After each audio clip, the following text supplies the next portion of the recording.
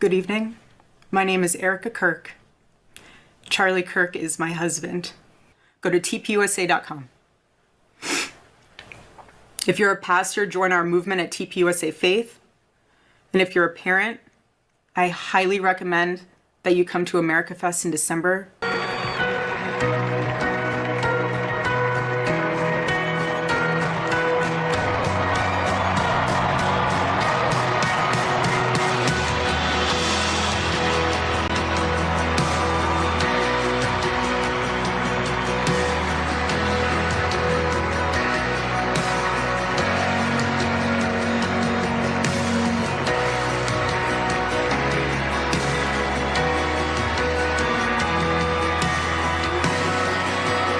And he made sure we recorded everything. Everything. He would not do a speech unless we could get the video and the 100%. So we have speeches that no one's heard of. We have interviews that no one's heard of. We have stuff from Korea and Japan that no one's heard of. Podcasts. So, I mean, in the words of my husband, buckle up, because there is a lot of content to be had. And we have so many amazing things down the pipeline that we are working on currently that will unveil in due time. I am so excited. Yeah. On September 10th, 2025, conservative activist Charlie Kirk was fatally at Utah Valley University. Within hours, the world watched as his widow, Erika Kirk, emerged from the tragedy. Just 48 hours later, Erika gave her first public address, live streamed from the studio tied to her husband's organization. She recruited supporters, called for donations, and declared that Charlie's mission would continue. Those were not the only things that many people found very disturbing. Meanwhile, others were finding it very, very encouraging and very brave of her. Within 8 days, on September 18, Turning Point USA's board unanimously named her CEO. 3 days later, a national memorial in Glendale resembled a political rally, a theatrical spectacle, drawing attention for its stage production and the speeches, including Donald Trump's very grandiose address. I hate my opponent, and I don't want the best for them. I'm sorry. I am sorry, Erika. I think we found an answer to autism. How about that? Autism. Tomorrow, we're going to be talking in the Oval Office in the White House. Despite Erika saying she forgave the man who did what happened to her husband. That man, that young man, I forgive him.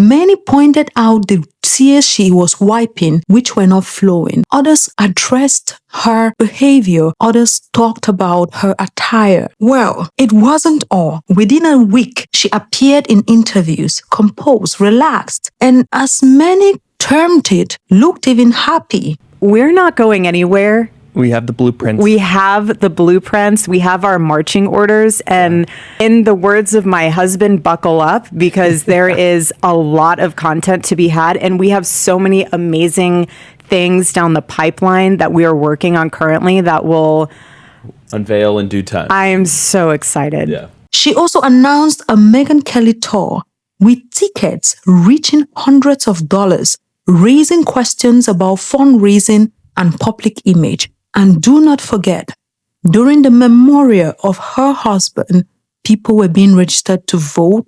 There was a lot of fundraising and collections being done before and after that. So many people criticized her, calling it a showmanship, and so many theories were developed to back her behavior or to substantiate why a widow will behave like this just within hours or days after her husband is down in that manner. In this video, we will explore Erika Kirk's journey, her background, controversies, conspiracies, and a grief philosophy I would like many of you to take home, no matter who you are looking at when it comes to grief. Who is Erika Kirk? Before Charlie, during their life together, because she seemed to have emerged from a background she always stayed. But was she always in the background? And even after the tragedy, as a wise philosopher once said, to live is to suffer, and to survive is to find some meaning in the suffering.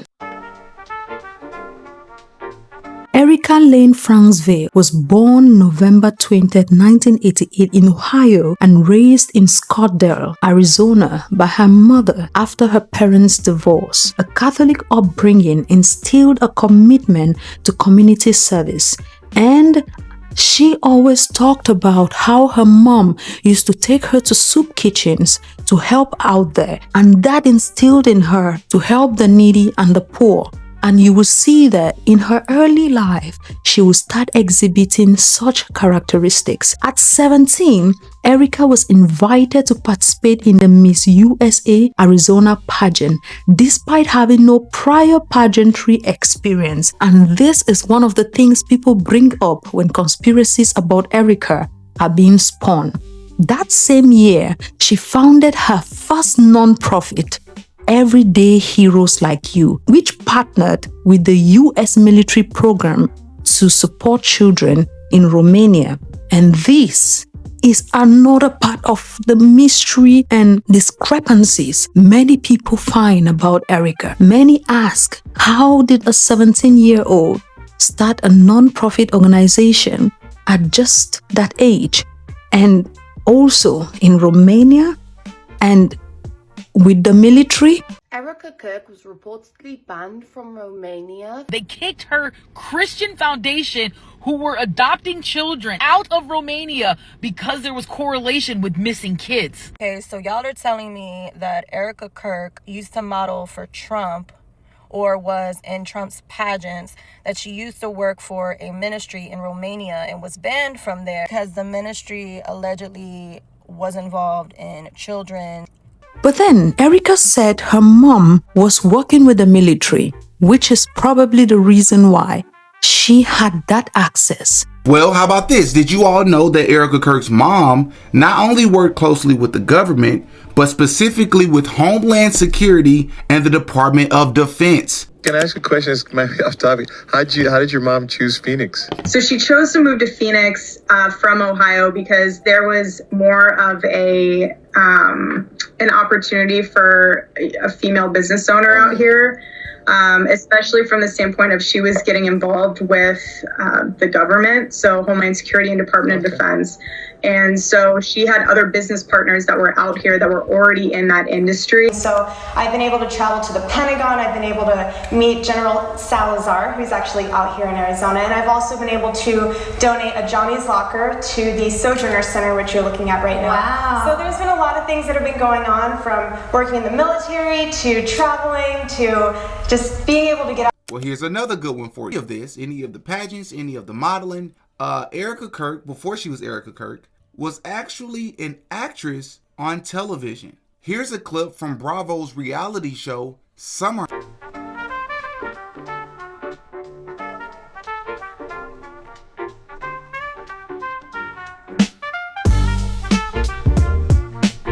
You know, in life, you never can tell who will be helped at a very young age. But then sometimes some people are picked at a certain age also for an agenda. Is Erika one of those? She attended Arizona State University, studied political science and international relations, played basketball at Regis University, and she always called herself a self-proclaimed tomboy, earned a degree in American Legal Studies from Liberty University. As of 2025, she is pursuing a doctorate in Bible studies. Remember, Erika received an invitation to participate in pageantry at 17. At 23, it paid off as she won Miss Arizona USA and represented Arizona in the Miss USA 2012 pageant. Beyond pageantry, she launched Midweek Rise Up podcast, clothing brand Proclaim Streetwear, and ran her non-profit Everyday Heroes Like You, supporting under-recognized charities. Some online claims suggested Erika's Romanian charity, Romanian Angels, was involved in child and that she was banned from Romania. There are so many allegations to this, and once I was digging into this, the article I found that really put this together is by someone called Sir Escanor.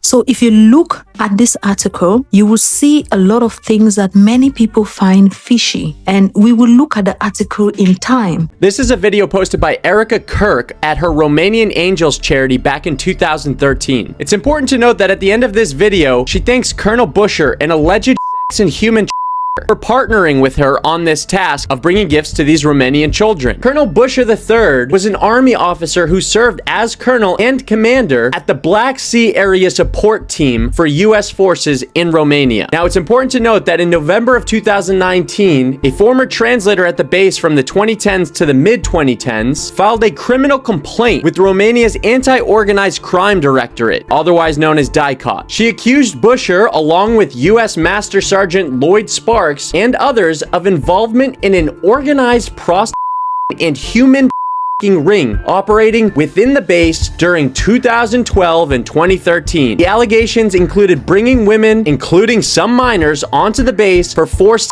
services with American soldiers, with Busher personally benefiting in approving access. The former translator that accused him of this also claimed that this was confirmed by U.S. investigators during a separate probe into fund misappropriation and cited harassment she faced after reporting it. However, DICOT investigated the complaint and closed the case in 2023 without filing charges. You draw your own conclusions, but the case is getting even more suspicious. Erika Kirk was reportedly banned from Romania for children with her group, the Evangelical Angels. She ran this group called Romanian Angels, and locals and newspapers accused this group of children.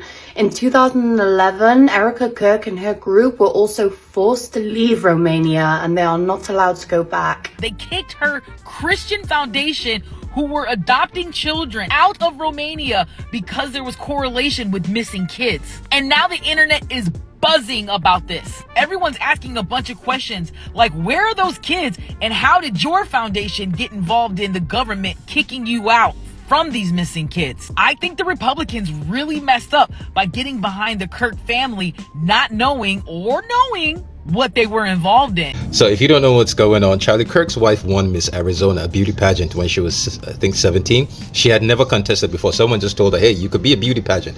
And guess what company she worked for? Guess who she worked for as in the beauty pageant? Donald Trump.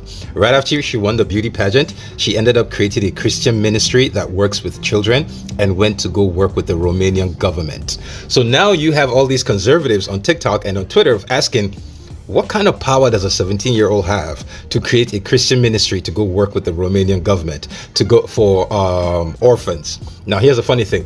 At the same time that her ministry was in Romania working with the Romanian government, Romania went through a massive case of children missing.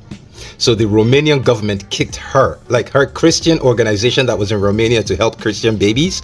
The Romanian government told her to get the fuck out the country because something just doesn't add up. Because her ministry is linked with too many children going missing. So now, I swear, go on TikTok, go on Twitter right now, search Erika Kirk. That's all you'll see. Okay, so y'all are telling me that Erika Kirk used to model for Trump or was in Trump's pageants, that she used to work for a ministry in Romania and was banned from there because the ministry allegedly was involved in children.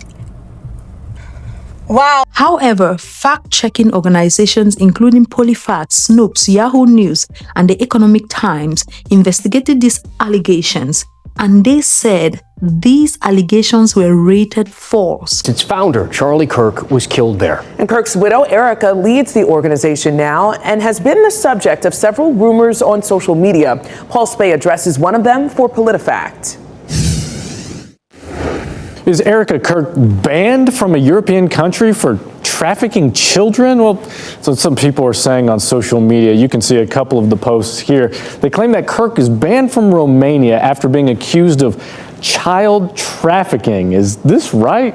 No. What are they even talking about here? Well, before Erika Kirk got married to Charlie Kirk, she founded a group called Everyday Heroes Like You. That group had a project called Romanian Angels, which partnered with the Marine Corps and orphanages in Romania. Now, to fact check these rumors about Erika Kirk and her group, we looked for news articles and crime reports about this subject from both the U.S. and Romania, and we found some stories like these.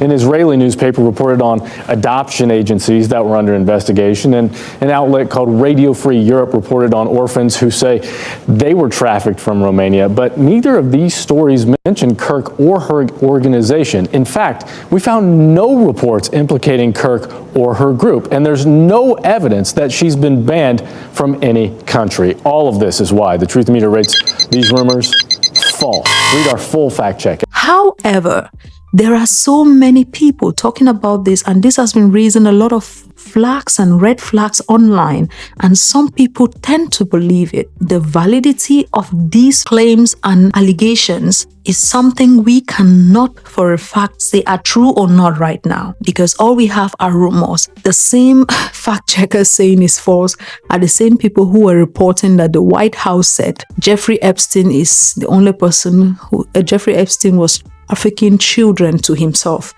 despite the evidence and out there things that many people can see that he was involved with some very powerful people in both the Democratic and Republican side. So that is up in the air.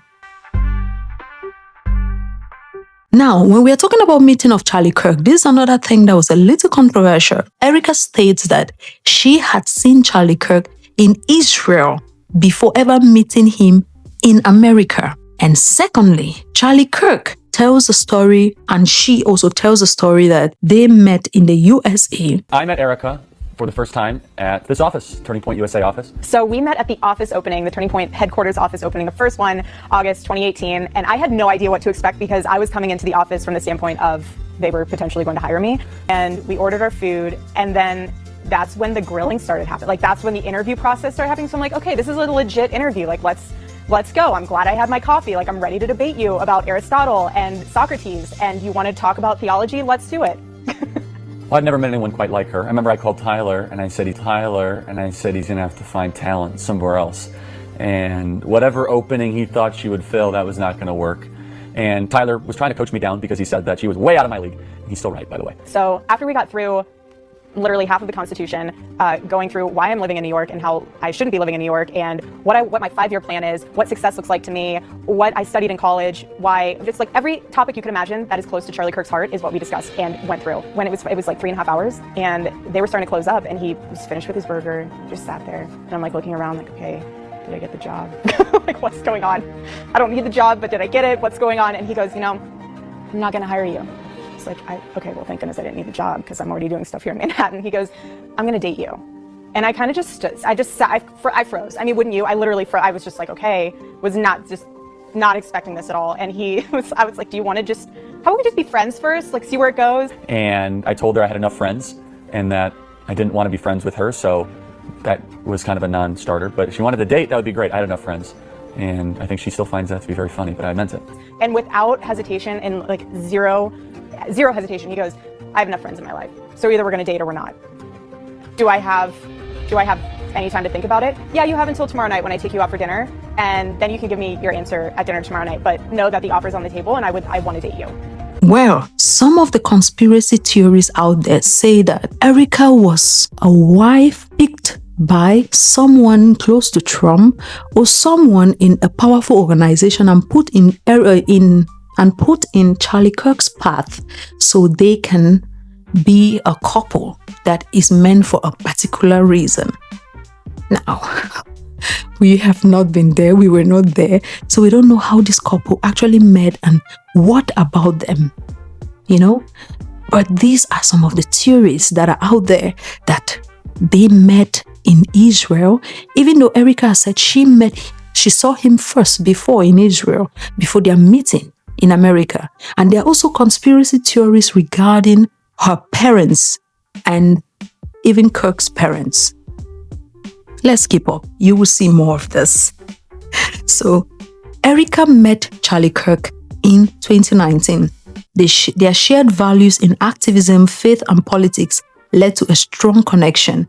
They married in May 2021 and have 2 kids together, a daughter in 2022 and a son in 2024. One other very interesting thing about Erika and Charlie is that they have protected the faces of their kids from the world. Some people find that strange, while others find it really something they admire. I, for one, admire that because, trust me, this industry streets is not for your children's faces. Imagine the stories going around. Imagine if those kids' faces were all blasted around. Honestly, I always advocate and applaud parents who keep their kids' faces and presence out of the internet until they are old enough to make that decision for themselves and say, you know what, I want to be out in these streets, these internet streets. I applaud parents who actually do that for me. Let's look at the political alignments that they say Erika is embedded in. Erika Kirk is deeply embedded in the conservative political sphere, a connection that has only deepened with her assumption of the Turning Point USA leadership role. Donald Trump, her husband, was a very close ally to Donald Trump, as everybody knows, and Erika has continued this relationship. Trump attended Charlie Kirk's memorial service. If you want to really see what we call not knowing when to take a hint or who is the prime reason why you are somewhere, go and watch Trump's speech during Charlie Kirk's memorial. That is a debacle of epic proportions, a disaster of epic. I don't know how that man, you know what, let's move on. That is for another thing. Trump attended it, as we've said, embracing Erika and calling her late husband a martyr. The African conspiracy theorists attempted to link her Romanian charity work to a 2001 Israeli adoption scandal. The narrative sought to connect her to the international and political sensitive regions. Now, this is the thing. Her charity was set up in Romania, and I wonder why she decided, she was a young 17-year-old working, and she decided to set up a charity in Romania. And there was a huge scandal that involved children disappearing from Romania, and they were being sent to countries like Israel and other parts of the world.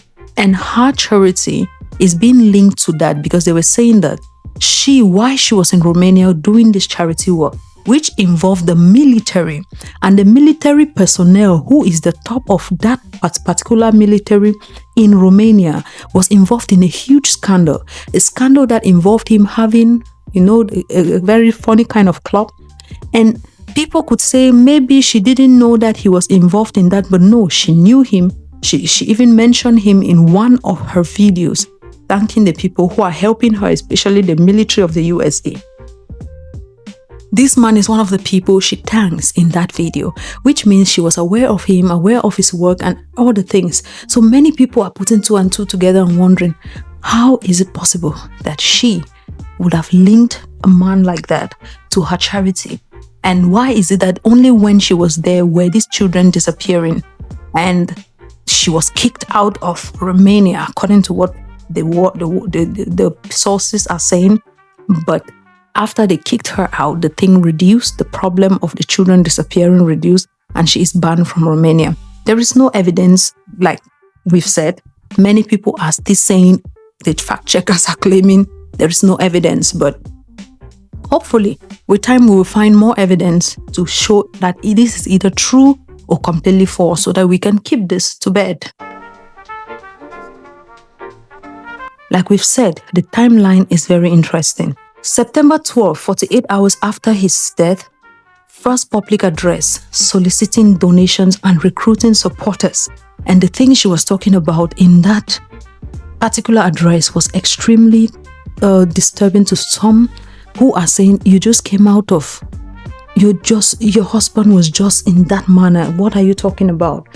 But there are people who still say she's trying to follow, to keep up the work her husband was doing. She wants to forward it, move it forward. She doesn't want it to die. And so there are these 2 contradictions. So let me know in the comment section, what do you think about these 2 things? On the 18th, just 8 days after, she was appointed CEO of Turning Point USA. On September 21st, at the memorial, the large-scale, very theatrical event resembling a rally tour with Megyn Kelly, These are the reason many people are complaining about her public performances and persona after her husband's death, why it's giving her some considerable scrutiny. One, they say she is scripted. She has scripted urgency. Her first address, 48 hours post-assassination, was praised by supporters for its strength, but criticized by others for its composed, scripted nature.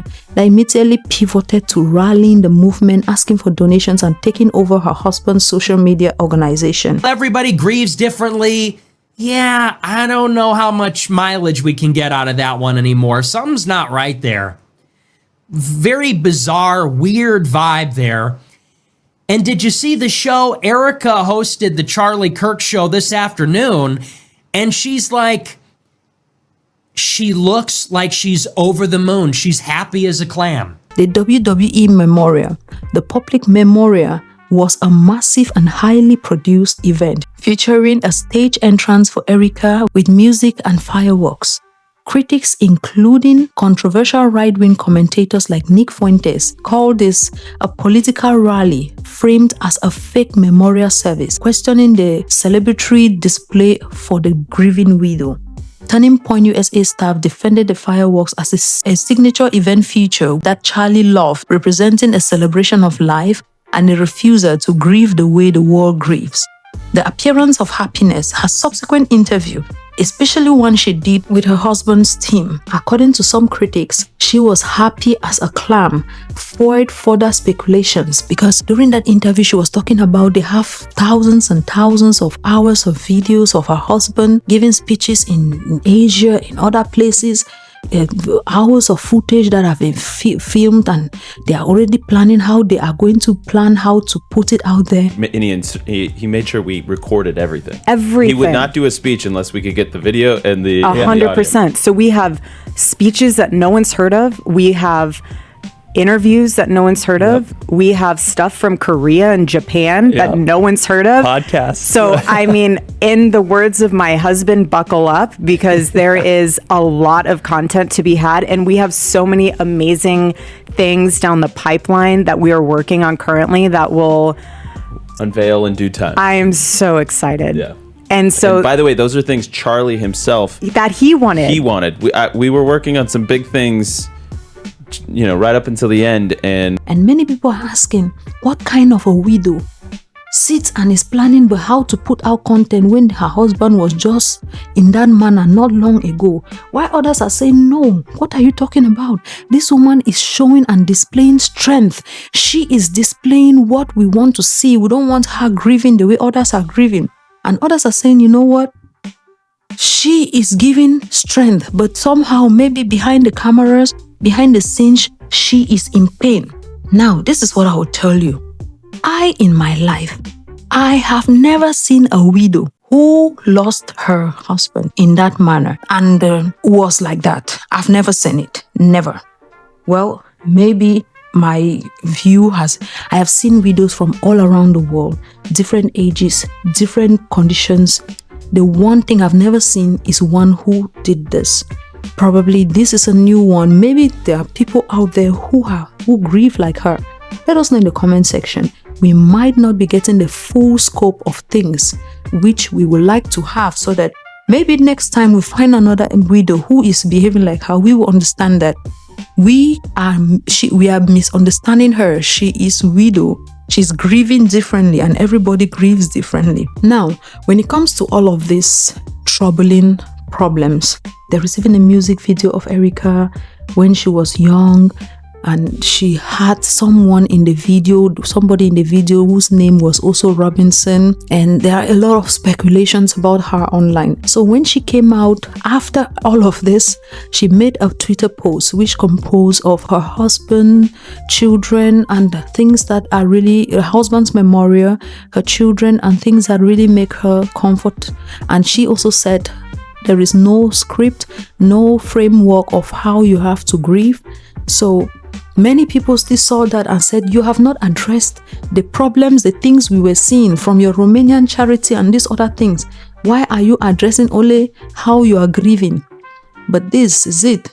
Some people will say it's too early for her to address rumors on the internet, while others are still saying, but she had time to address the thousands and millions of hours of videos of her husband she's planning on how to release. Why would she not address rumors on the internet? What is your take on this? Let us know in the comment section. Now, I want us to look at this, the philosophy of grief.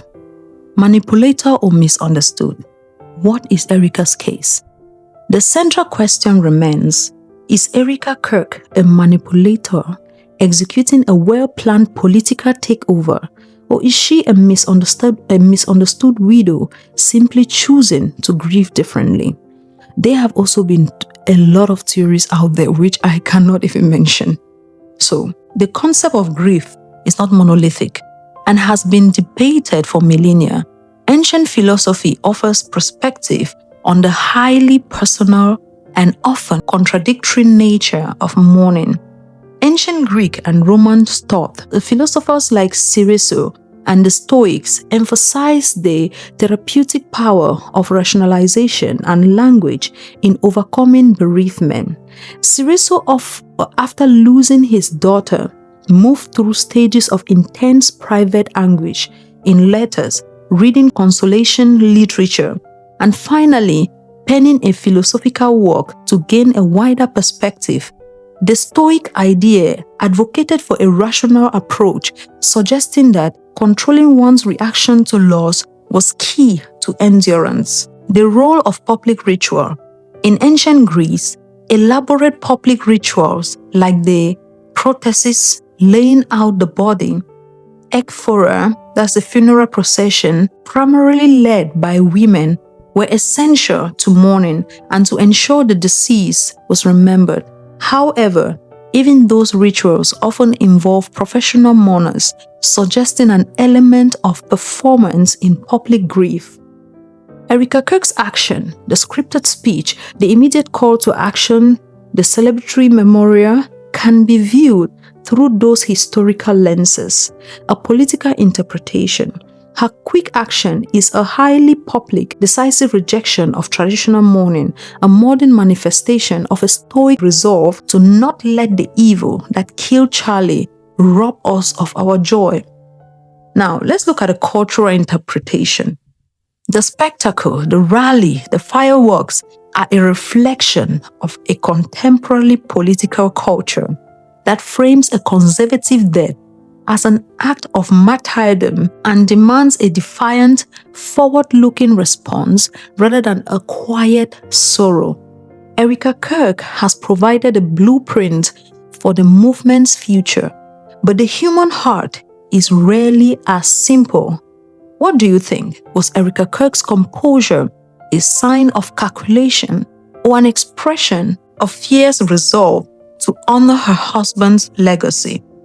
These are questions and discussions that we should all have, because irrespective of how you view her and her mourning, there is something to look forward when it comes to these things. And once you look at them, you will understand. Grief is deeply personal. Sheze wrote, "To live is to suffer.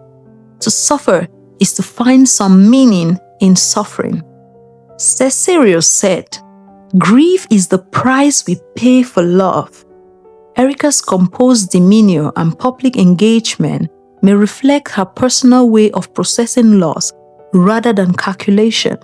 So, even if we are to look at whatever she's doing as timely calculation or not grieve enough, let us just give her the benefit of doubt to grieve in the way she has to, for her to cope with everything that she's going through.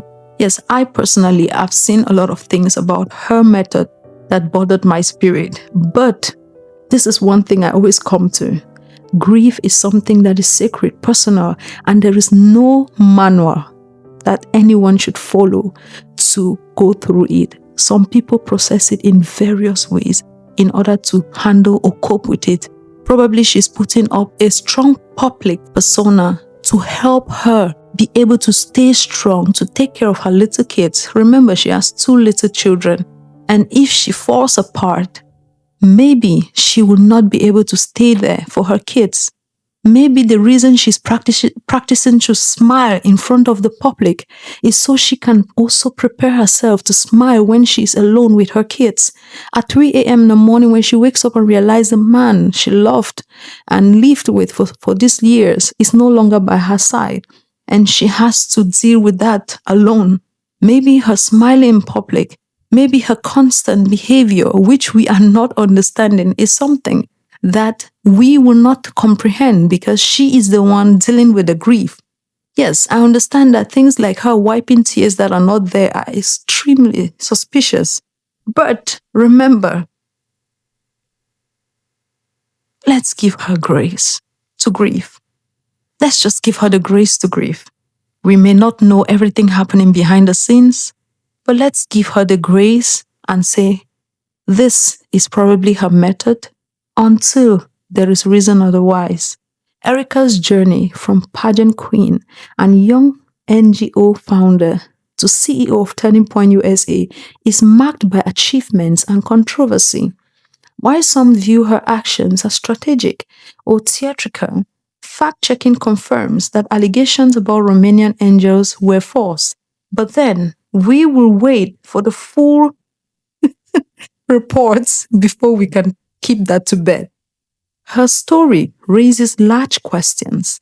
How should public grief be judged? Can we truly understand someone else's mourning? We leave these questions to you, the viewers, to consider. Let me know in the comment section. Have you ever experienced loss? What was your process? And do you feel like her process is valid, even if you don't agree with it? Always, always give any other person grace to go through their process, even if you don't believe them. Until next time, bye. Hey guys, I'm just dropping in here to remind you, I do have membership. If you'd like to join, please do. It helps a lot in creating these videos for you. You may not understand, but it's true. I mean, women should. It's beautiful. Wives. Marriage in the right context is so beautiful because your husband will give up anything and everything for you in a healthy manner, but they will literally love you and honor you and cherish you above all, and put all the noise aside and focus on wife, children, family. Daisy's. My mind gets clarified. My body feels better. I'm not going down checking for notifications all the time. And so that's one of the ways we do it. And secondly, it's through spiritual disciplines. My wife and I pray together. We fast together. We go to church together. And men, let me tell you something that you will never forget. When you get married, it is your biblical obligation to bring your family to church on a regular basis. That is the man's role. Now, let me tell you. Obviously, we figure out the dynamic of at least having a date night, at least once a month, at least. But there'll be moments where he's literally about to rush out the door and I won't see him for several days. Kids are wreaking havoc in the kitchen, pulling things out all over, and he just grabs me and he's like, 1 minute. And we just literally stare at each other for a minute and say, like, I love you, whatever you need to say, but we have that 1 minute together to reset our hearts. And honestly, that is something that helps recharge the bucket until you get that date night. So just being really intentional about little moments that will build into a greater good for the relationship. But I know you have. I agree with all that. Just prioritize, obviously, your marriage actually comes before your kids. I know that's a provocative thing to say, but it's true. Your relationship with your kids is important. Yes. But it's not covenantal. Right. Your marriage is a covenant. Your relationship with your kids is an outgrowth of a covenant.